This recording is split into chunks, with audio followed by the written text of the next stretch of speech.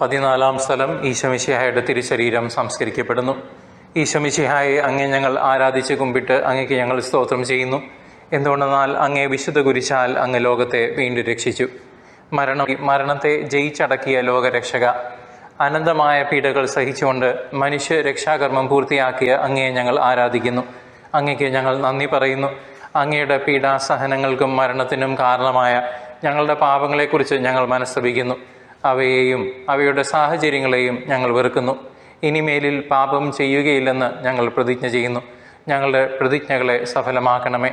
അങ്ങയോടുകൂടി മരിക്കുന്നവർ അങ്ങയോടുകൂടി ജീവിക്കുമെന്ന് വിശ്വസിക്കുന്ന ഞങ്ങൾക്ക് അങ്ങയുടെ പീഡാനുഭവത്തെ ഓർത്ത് ധ്യാനിച്ചുകൊണ്ട് പാപത്തിന് മരിച്ചവരായി ജീവിക്കുവാനും ഭാഗ്യമരണം പ്രാപിച്ച് നിത്യാനന്ദം അനുഭവിക്കുവാനുമുള്ള അനുഗ്രഹം നൽകുകയും ചെയ്യണമേ.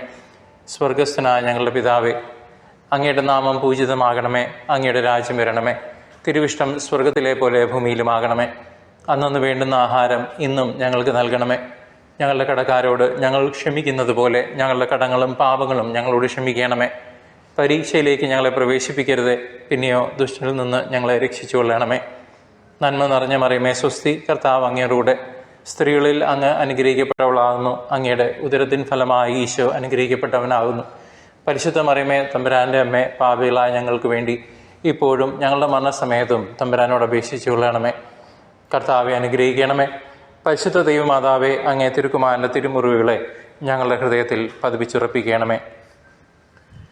മാതാവേ, ഞങ്ങൾ ചെയ്ത പുണ്യയാത്ര ഇതിൽ വന്നു പോയ തെറ്റുകളെ നീക്കിയത് നിന്റെ പുത്രനിഷ്ടമുള്ളതാക്കി തീർക്കണേ.